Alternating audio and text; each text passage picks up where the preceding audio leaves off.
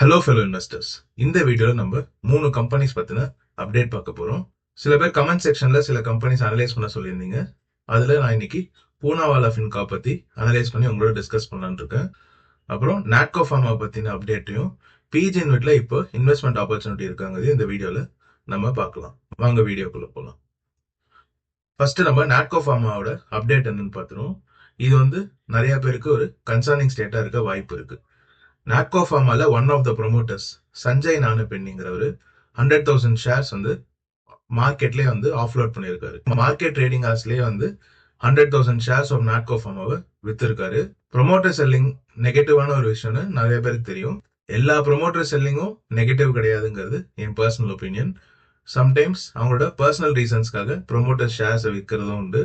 இதனால கம்பெனிக்கு டைரக்டா ஏதாவது பாதிப்பு அடையுமா அப்படின்னு கேட்டீங்கன்னா, சென்டிமெண்ட் வைஸ் இஷ்யூஸ் இருக்கலாம். பட் கம்பெனியே ஏதாவது பிரச்சனை இருக்கான்னு கேட்டீங்கன்னா அதுக்கான கட்டாயமே கிடையாது. பட் ப்ரொமோட்டர் செல்லிங் ஜென்ரலா மார்க்கெட்ல நெகட்டிவா பாக்குற ஒரு விஷயம் தான். நாட்கோ ஃபார்மால ஒன் ஆஃப் த ப்ரொமோட்டர்ஸா இருந்த சஞ்சய் நானபென்னி மார்க்கெட்ல 100,000 ஷேர்ஸ் வித்திருக்காரு. அவர்கிட்ட டோட்டல் பொசிஷனே 0.18. நீங்க என்டையர் ப்ரொமோட்டர் ஹோல்டிங் பாத்தீங்கன்னா 48-49% நாட்கோ ஃபார்மா வச்சிருக்காங்க. அதுல 0.18% தான் சஞ்சய் நானபென்னிங்கிறவர் வச்சிருக்காரு. 0.18%ல அவர் 100,000 ஷேர்ஸ் 0.05% மார்க்கெட்லயே ஆஃப்லோட் பண்ணியிருக்காரு. ஸோ அவர்கிட்ட மீதி இருக்கிற ஷேர்ஸ் 2,26,910 ஷேர்ஸ். இதுல முக்கியமா நம்ம பார்க்க வேண்டியதுன்னா, சஞ்சய் நானபென்னிங்கிறவர் ரொம்ப நாளாவே நாட்கோ ஃபார்மால ஒன் ஆஃப் த ப்ரொமோட்டர்ஸ் ஆகுறதும் லாஸ்ட் 2 குவார்டர்ஸா தான் இந்த ஸ்டேக்கே வச்சிருக்காரு. One of the relatives of the ப்ரொமோட்டரா இருக்கலாம், இல்ல நம்மளுக்கு எக்ஸாக்ட் டீடைல்ஸ் என்னன்னு நான் தேடி பார்த்தேன், எனக்கு கிடைக்கல. பட் இவர் லாஸ்ட் 2 குவார்டர்ஸா தான் இந்த ஸ்டேக் வச்சிருக்காரு. அது ரொம்ப நெக்லிஜிபிளான 0.18% ஸ்டேக் தான். அதுல அவர் ஒரு குறிப்பிட்ட போர்ஷனை மார்க்கெட்ல ஆஃப்லோட் பண்ணிருக்காரு. ஸோ என்ன பொறுத்த வரைக்கும் இதுல பயப்படுறதுக்கான எந்த விஷயமே கிடையாது. இந்த மாதிரி சின்ன சின்ன ஸ்டேக்கை ப்ரொமோட்டர்ஸ் விற்கிறதுங்கிறது சாதாரண விஷயம் தான். அன்லஸ் ஒரு பெரிய ஸ்டேக்கை அவங்க அன்அனௌன்ஸ்டா வித்தாங்கன்னா மட்டும்தான் ஒரு இஷ்யூவா மாற வாய்ப்பு இருக்கு. இது ரொம்ப நெக்லிஜிபிளான 0.05% ஸ்டேக் தான். அதுவும் 2 குவார்டரா ஹோல்ட் பண்ணிட்டு இருக்கிற ஒரு ப்ரொமோட்டர் தான் அந்த ஸ்டேக்கை வித்திருக்காரு. ஸோ இதுல நம்ம பயப்படுறதுக்கு எந்த விஷயமே இல்லை. கமெண்ட் செக்ஷன்ல ஒரு நண்பர் ரொம்ப நாளாவே இதை பத்தி கேட்டுட்டு இருந்தாரு. ஸோ பூனாவாலா ஃபின்காப் பத்தி நம்ம இப்போ பார்க்கலாம். பூனாவாலா ஃபின்காப் கிட்டத்தட்ட ஆல் டைம் ஹைஸ்ல ட்ரேட் ஆயிட்டு இருக்கு. ஆல் டைம் ஹைஸ்ல ட்ரேட் ஆகுறதுனால இந்த ஸ்டாக் அன்இன்வெஸ்டபிளா ஆக வாய்ப்பே கிடையாது.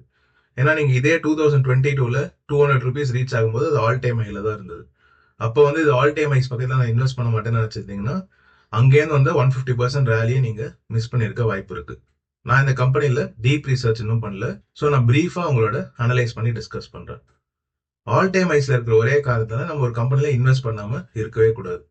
வேல்யூ டெரிட்டரியில இருக்கா இல்லையாங்கிறது மட்டும் தான் நம்ம பார்க்கணும். ஸோ நம்ம ஒரு கம்பெனியோட ஷேர் பிரைஸை பார்க்கவே கூடாது. ஷேர் பிரைஸ் நம்ம இருக்கிறதுலே கடைசியா பார்க்க வேண்டிய விஷயம் தான். நம்ம அந்த கம்பெனியோட வேல்யூவேஷன் மெட்ரிக்ஸ் வேல்யூ டெரிட்டரியில இருக்கா, அட்ராக்டிவா இருக்காங்கிறது தான் முக்கியமா பார்க்க வேண்டியது. இப்போ நம்ம வேல்யூவேஷன்ஸை பார்ப்போம். அதுக்கு முதல்ல இந்த ஓவர் வியூவை பார்த்துருவோம். 40,858 crore மார்க்கெட் கேப் இருக்கிற கம்பெனி. ஸோ இது ஒரு மிட் கேப் கம்பெனி தான். Current price 524 rupees. Book value 105 rupees. Almost 5 times book வேல்யூல ட்ரேட் ஆயிட்டு இருக்காங்க. ROCE 4.77 and ROE return on equity -1.28%. இது ஒரு சின்ன நெகட்டிவ் சைன் தான். எனக்கு ரொம்ப கன்சர்னிங்கா இருக்குது இந்த EPS தான். -4.21ல இருக்கு. இந்த இயர்ல இந்த ஃபர்ஸ்ட் குவார்டர்ல அவங்க ப்ராஃபிட் தான் ரிப்போர்ட் பண்ணியிருக்காங்க. பட் லாஸ்ட் இயர் அவங்க நெகட்டிவ் EPS ரிப்போர்ட் பண்ணியிருக்காங்க, நெகட்டிவ் நெட் இன்கம் ரிப்போர்ட் பண்ணியிருக்காங்க, அதாவது நெட் லாஸ் ரிப்போர்ட் பண்ணியிருக்காங்க. அண்ட் இவங்க டெட் 9,000 crores இருந்து 26,000 crores போயிருக்கு. ஸோ கிட்டத்தட்ட இவங்களோட மார்க்கெட் கேப்புக்கு பாதிக்கும் மேல டெட்ல இருக்கு. இவங்க ஒரு நான் deposit taking financial company. So இங்க டெட் ஒரு கன்சர்னிங்கான ஃபேக்டர் தான். ஏன்னா பேங்க்ஸ்ல பாத்தீங்கன்னா டெபாசிட் எடுத்துட்டு இருக்கும்போது அதுவுமே டெட்டா கன்சிடர் ஆக வாய்ப்பு இருக்கு. ஏன்னா அவங்க கஸ்டமர்ஸோட பணத்தை ஹோல்ட் பண்ணிட்டு இருக்காங்க, அதுக்கு இவங்க இன்ட்ரெஸ்டும் கொடுக்க போறாங்க. ஸோ அது டெட்டு கடியில வர வாய்ப்பு இருக்கு. புக் வேல்யூ என்னதான் அது க்ரோ பண்ணாலும் நம்ம பேங்க்ஸ்க்கு டெட் டு ஈக்விட்டி ரேஷியோ சரிப்பட்டு வராது. பட் இது நான் டெபாசிட்ங்கிறதுனால டெட் டு ஈக்விட்டி ரேஷியோ 3.19ம் 26,000 crore டெட்டுமே ஒரு கன்சர்னிங் ஃபேக்டர் தான். இந்த கன்சர்னிங் ஃபேக்டரை தாண்டி இவங்களோட price to book ratio, Poonawalla ஃபின்காப்போட பிரைஸ் டு புக் ரேஷியோ ஸ்டேபிளா இருக்காங்கிறத நம்ம முக்கியமா நோட் பண்ணணும். இவங்களோட last 20 years data, almost 20 years data நம்மளுக்கு ஸ்கிரீனர்ல இருக்கு. இவங்க புக் வேல்யூ பாத்தீங்கன்னா 25 to 30 rupeesல இருந்து 2016ல 100 rupees கிட்ட வந்துட்டாங்க. பட் அங்கேருந்து இவங்க புக் வேல்யூ வந்து பெருசா க்ரோ ஆகவே இல்லை, ரொம்ப ஸ்டாக்னன்ட் ஆயிடுச்சு. லாஸ்ட் 10 இயர்ஸா இவங்க புக் வேல்யூல எந்த க்ரோத்துமே இல்லை. இன்ஃபேக்ட் கோவிட்க்கு அப்புறம் ஒரு சின்ன டிப்பும் ஆயிருக்கு. பட் இவங்களோட பிரைஸ் டு புக் ரேஷியோ பாத்தீங்கன்னா கோவிட் டைம்ல சிக்னிபிகண்டா டிராப் ஆகி 1 கீழே போயிட்டு இப்போ அன்ஸ்டாப்பபிளா 5 டைம்ஸ் த புக்ல வந்து ட்ரேட் ஆயிட்டு இருக்கு. இது வந்து என்ன பொறுத்த வரைக்கும் ஒரு கன்சர்னிங் ஃபேக்டர் தான். இது ஓவர் வேல்யூவேஷனுக்கான சைன் தான். ஹிஸ்டாரிக்கலா இவங்க 1.5 பிரைஸ் டு புக் ரேஷியோல தான் ட்ரேட் ஆயிருக்காங்க.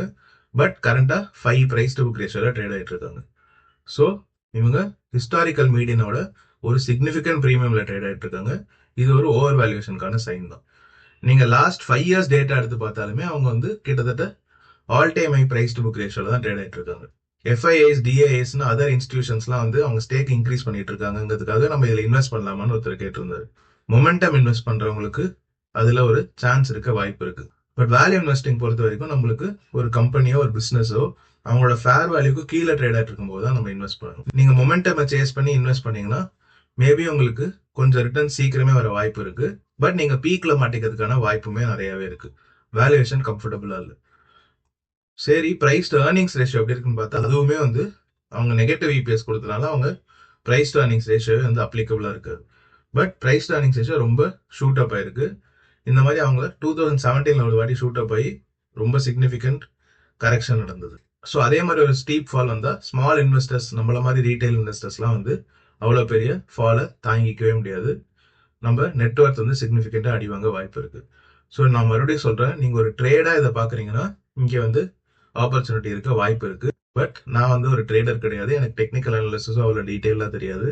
மொமெண்டம் இன்வெஸ்டிங் பண்ண ட்ரை பண்ணீங்கனாலும் நீங்க இன்ஸ்டிடியூஷன்ஸை சேஸ் பண்ணி மொமெண்டம் சேஸ் பண்ணி பீக்ல இன்வெஸ்ட் பண்ணணும்னு நினைச்சீங்கனாலும் ஒரு மினிமல் ரிட்டர்ன் வரதுக்கான வாய்ப்பு நிறையவே இருக்கு. பட் என்னோட இன்வெஸ்டிங் ஸ்டைலுக்கு மொமெண்டம் இன்வெஸ்டிங் செட்டே ஆகாது. நான் எப்பவுமே இன்வெஸ்ட் பண்றதுக்கு முன்னாடி ஒரு பிசினஸோட ரொம்ப நாள் டிராவல் பண்ணணும்னு நினைச்சுதான் இன்வெஸ்ட் பண்ணுவேன். அந்த பிசினஸோட நெக்ஸ்ட் ஃபியூ இயர்ஸ் ஜேர்னி பண்ணணும்னு நினைச்சுதான் இன்வெஸ்ட் பண்ணுவேன். ஸோ எனக்கு வேல்யூ இன்வெஸ்டிங் தான் வந்து மோஸ்ட் அப்ராப்ரியேட்டா படும். மொமெண்டம் இன்வெஸ்டிங் சம்டைம்ஸ் ட்ரை பண்ணியிருக்கேன். பட் எக்ஸ்ட்ரீம் புல் மார்க்கெட்ல இருக்கும்போது அது நல்லா ஒர்க் அவுட் ஆகும். இப்போ மார்க்கெட்லயே நிறைய அன்சர்டனிட்டிஸ் இருக்கிறதுனால ட்ரேடிங் அண்ட் மொமெண்டம் இன்வெஸ்டிங்கை அவாய்ட் பண்றது என்ன பொறுத்த வரைக்கும் ஒரு சேஃபர் ஆப்ஷன். இதுக்கப்புறம் நீங்களே இதுல இன்வெஸ்ட் பண்ணுமா இதுலயே வந்து ட்ரேட் பண்ணுமாங்கிறத டிசைட் பண்ணிக்கோங்க. இந்த கொஸ்டினை கேட்ட ஃப்ரெண்டுக்கு இது யூஸ்ஃபுல்லா இருந்திருக்கும்னு நான் நம்புறேன். இப்போ நம்ம பிஜிஇன்வெட் பத்தி சில முக்கியமான பாயிண்ட்ஸ் பார்ப்போம். நான் பிஜிஇன்வெட்ல ஒரு இன்வெஸ்டரா இருந்தேன். லோ 80s and 70 rupees அது ட்ரேட் ஆயிட்டு இருக்கும்போது நான் வந்து ஒரு சிக்னிஃபிகன்ட் பொசிஷன் பில்ட் பண்ணியிருந்தேன். இன்ஃபேக்ட் என் போர்ட்ஃபோலியோல 10-15% மேல நான் பிஜிஇன்வெட்டுக்கு அலாட் பண்ணியிருந்தேன். அதுக்கு 2 முக்கியமான காரணங்களும் இருந்தது. நெட் அசெட் வேல்யூக்கு கீழே வந்து பிஜிஇன்வெட் ட்ரேட் ஆயிட்டு இருந்தது. அப்போ நெட் அசெட் வேல்யூ கிட்டத்தட்ட 85-86 rupees கிட்ட இருந்தது. ஸோ நான் அது கீழே போக ஆரம்பிச்சதுலேருந்து அக்யூமுலேட் பண்ணி அது 75 rupees போகும்போது தான் ஒரு சிக்னிஃபிகன்ட் பொசிஷன் பில்ட் பண்ணியிருந்தேன். அண்ட் ரெண்டாவது முக்கியமான காரணம் 75 rupees காஸ்ட் பேசிஸ்க்கு அவங்க கொடுக்குற டிவிடெண்ட் டீல் வந்து ஒரு 15-16% மேல இருந்தது. ஸோ நான் வந்து பிஜிஇன்வெட்ல ஒரு 1 year கிட்ட இன்வெஸ்டடா இருந்தேன். பட் ரீசெண்டா அது 95 rupees கிட்ட வந்ததுக்கப்புறம் ஃபேர் வேல்யூ டெரிட்டரியில வந்தோன்னே நான் மறுபடியும் எக்ஸிட் ஆயிட்டேன். எக்ஸிட் ஆனதுக்கும் சில காரணங்கள் இருக்கு. இப்போ மேனேஜ்மெண்ட் கொடுத்த ஃபேர் வேல்யூ படி, அதாவது அவங்களோட நெட் அசெட் வேல்யூ படி 94.12 rupees. ஸோ பிஜிஇன்வெட் கிட்டத்தட்ட 1 or 2 rupees plus or minus இந்த ரேஞ்சில் தான் வந்து இப்போ ட்ரேட் ஆயிட்டு இருக்கு. ஸோ ஃபேர் வேல்யூக்கு வந்தோன்னே நான் வந்து எக்ஸிட் ஆயிட்டேன். ஏன்னா பிஜிஇன்வெட்ங்கிறது ஒரு இன்வெட் தான். அது வந்து ரெகுலர் ஸ்டாக் மாதிரி ஷேர் பிரைஸ் அப்ரிசியேஷனை நம்ம எதிர்பார்க்கவே முடியாது. இதுல ஒரு ரெகுலர் டிவிடெண்ட் இன்கம் வருங்கிற எண்ணத்தோட தான் நானுமே இன்வெஸ்ட் பண்ணியிருந்தேன். 75 rupeesல 12 rupees per year அவங்க டிவிடெண்ட் கொடுப்பேன்னு சொன்னது எனக்கு ரொம்பவே அட்ராக்டிவா இருந்தது. நான் வந்து ஃபர்ஸ்ட் குவார்டரோட டிவிடெண்டையுமே கலெக்ட் பண்ணிட்டு தான் நான் வந்து இப்போ ரீசெண்டா எக்ஸிட் ஆனேன். ஸோ 12 rupees அவங்க வந்து இந்த இயர் ஃபுல்லா கொடுத்துருவேன்னு மென்ஷன் பண்ணியிருக்காங்க. இது வந்து அவங்க இது வரைக்கும் எல்லா இயர்ஸும் கொடுத்து அதே கன்சிஸ்டன்ட் டிவிடெண்ட் தான் வந்து மெயின்டைன் பண்ணேன்னு மென்ஷன் பண்ணியிருக்காங்க. பட் இதுல நம்ம முக்கியமா பார்க்க வேண்டியது இவங்களோட ரெவென்யூ டிப். சிஎஃப்ஓ ஆஃப் பிஜிஇன்வெட் வந்து ரொம்ப கான்சியஸாவே வந்து இதை மென்ஷன் பண்ணியிருந்தாரு. FY 27 and 28ல ஒரு சிக்னிஃபிகன்ட் ரெவென்யூ டிப் நடக்க வாய்ப்பு இருக்குங்கிறது. அதுக்குள்ளே இவங்க அசெட்ஸ் அக்வயர் பண்ணி இவங்க நெட் அசெட் வேல்யூ இம்ப்ரூவ் பண்ணி டிவிடெண்டை சஸ்டெயின் பண்ண முடிஞ்சதுன்னா அது ஒரு நல்ல விஷயம் தான். பட் அது ஒரு ஸ்பெகுலேட்டிவ் நேச்சர்ல வந்துடும். நம்மளால ஷுவரா இவங்க அசெட்ஸ் அக்வயர் பண்ணுவாங்க சொல்ல முடியாது. இவங்க அசெட்ஸ் அக்வயர் பண்ண போறாங்களான்னு கொஸ்டின் கேட்ட போது கூட கான்ஃபரன்ஸ் கால்ல அதை டைரக்டா ஆன்சர் பண்ணவே இல்லை. FY 27-28ல ஒரு ரெவென்யூ டிப் நடக்கும், நாங்க டிவிடெண்டை கம்மி பண்ண வாய்ப்பு இருக்குங்கிறதையும் மென்ஷன் பண்ணியிருந்தாங்க. ஒருத்தர் கொஸ்டின் கேட்கும்போது 9 to 10 rupees வரைக்கும் நீங்க டிவிடெண்டை கம்மி பண்ண வாய்ப்பு இருந்தா திரும்ப 12 rupeesக்கு மேல கொண்டு போவீங்களான்னு கேட்கும்போது நாங்க 28க்கு அப்புறம் அதுக்கான வாய்ப்பு இருக்குன்னு தான் சொல்லியிருந்தாங்களே தவிர டிவிடெண்டை நாங்கள் கம்மி பண்ணவே மாட்டோங்கிறத மென்ஷன் பண்ணவே இல்லை. ஸோ இன்கேஸ் பிஜி யூனிட் அவங்களோட டிவிடெண்டை மறுபடியும் கம்மி பண்றாங்க, இந்த நெக்ஸ்ட் 2 இயர்ஸ்ல அவங்க எந்த அசெட்ஸுமே அக்வயரும் பண்ணலன்னா மறுபடியும் உங்க நெட் அசெட் வேல்யூ சிக்னிஃபிகண்டா அடி வாங்க வாய்ப்பு இருக்கு. இப்ப நெட் அசெட் வேல்யூ முக்கியமா என்னதுக்கான காரணம், இவங்க ஒரு சின்ன அசெட்டை வந்து பவர் கிரிட் அவங்களோட பேரண்ட் கம்பெனி கிட்ட இருந்து 26% கிட்ட சைட்ல இருந்து வந்து அக்வயர் பண்ணியிருந்தாங்க. அது தவிர இன்ட்ரெஸ்ட் ரேட் சைக்கிளுமே வந்து இவங்களுக்கு சாதகமா அமைஞ்சிருச்சு. ரேட் கட்ஸ் நடந்துட்டு வர வர வர இவங்க கட்ட வேண்டிய லோன் வந்து கம்மியாகும், இன்ட்ரெஸ்ட் கம்மியாகும். ஸோ இவங்க நெட் அசெட் வேல்யூ புக்ஸ் வந்து ஸ்ட்ரென்தன் ஆயிருச்சு. பிஜி நெட்ல ஒரு லூமிங் ரிஸ்க் இருக்க தான் செய்யுது. இதை நீங்க நல்லா மைண்ட்ல வச்சுட்டு பிஜி நெட்ல இன்வெஸ்ட் பண்ணுங்க. இது வந்து பாண்ட்ல இன்வெஸ்ட் பண்ணி ரெகுலரா நம்மளுக்கு கண்டிப்பா இன்கம் வருங்கிற மாதிரி கிடையாது. நீங்க பாண்ட்ஸ்லேயே 10%, 9.5% AA ஸ்டேபிள் பாண்ட்ஸ்லாம் கிடைக்க வாய்ப்பு இருக்கு. அது வந்து இன்னை பொறுத்த வரைக்கும் ஒரு 1 or 2% ரிட்டர்ன் கம்மியா இருந்தாலும் better option for fixed income. பிஜி இன்வெட்ல நீங்க ஃபிக்ஸ்ட் இன்கம்காக இன்வெஸ்ட் பண்றது என்ன பொறுத்த வரைக்கும் ஒரு நல்ல டிசிஷனா இருக்காது.